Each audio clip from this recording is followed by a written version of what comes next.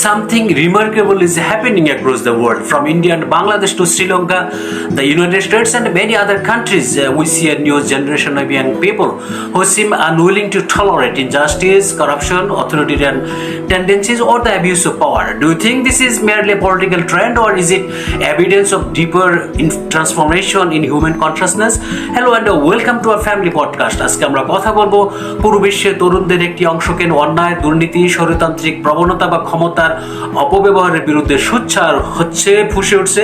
এটা কি শুধু রাজনৈতিক পরিবর্তন নাকি মানুষের চেতনার গভীরে কোনো পরিবর্তনের লক্ষণ? আমি আনোয়ার ইসলাম, সঙ্গে আছে আমার সহধর্মী নাসিমা ইসলাম।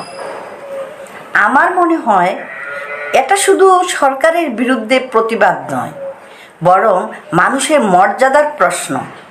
ইতিহাসে প্রতিটি প্রজন্মই স্বাধীনতা চেয়েছে, কিন্তু আজকের তরুণরা তথ্য প্রযুক্তির কারণে পৃথিবীর নানা অভিজ্ঞতা একসঙ্গে দেখতে পাচ্ছে।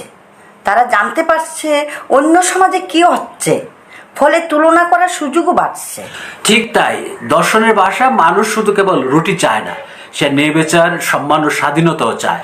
যখন কোনো সমাজে মানুষ অনুভব করে যে তাদের কণ্ঠস্বর শোনা হচ্ছে না, তখন তরুণদের মধ্যেই পরিবর্তনের আকাঙ্ক্ষা সবচেয়ে তীব্র হয়ে ওঠে।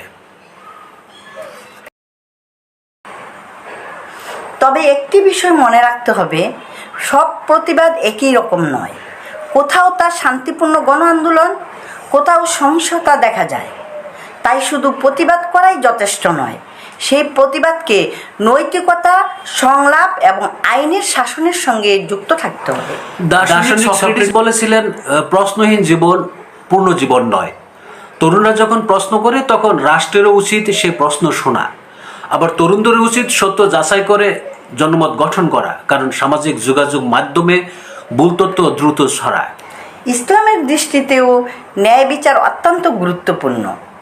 কোরআনে ন্যায় প্রতিষ্ঠার আহ্বান রয়েছে, এমনকি নিজের বা আপনজনের বিরুদ্ধেও সত্য ও ন্যায়ের পক্ষে সাক্ষ্য দেওয়ার শিক্ষা দেওয়া হয়েছে। অর্থাৎ ন্যায়ের প্রশ্ন কোনো দল বা জাতির একচেটিয়া বিষয় নয়, এটি একটি নৈতিক আদর্শ। অতএব বিশ্বজুড়ে তরুণদের সক্রিয়তা আমাদেরকে মনে করিয়ে দেয় যে প্রতিটি সমাজেই নাগরিকদের অংশগ্রহণ, জবাবদিহি এবং আইনের শাসন গুরুত্বপূর্ণ, কিন্তু একই সঙ্গে দায়িত্বশীলতা, সহনশীলতা এবং যুক্তিবোধ সমান প্রয়োজন। হয়তো এই নতুন প্রজন্মের সবচেয়ে বড় শক্তি হলো তারা অন্যায়কে প্রশ্ন করতে চায়, আর সবচেয়ে বড় চ্যালেঞ্জ হলো সেই প্রশ্ন যেন ঘৃণা না হয়, বরং সত্য, ন্যায় এবং মানব কল্যাণের পথ তৈরি করে।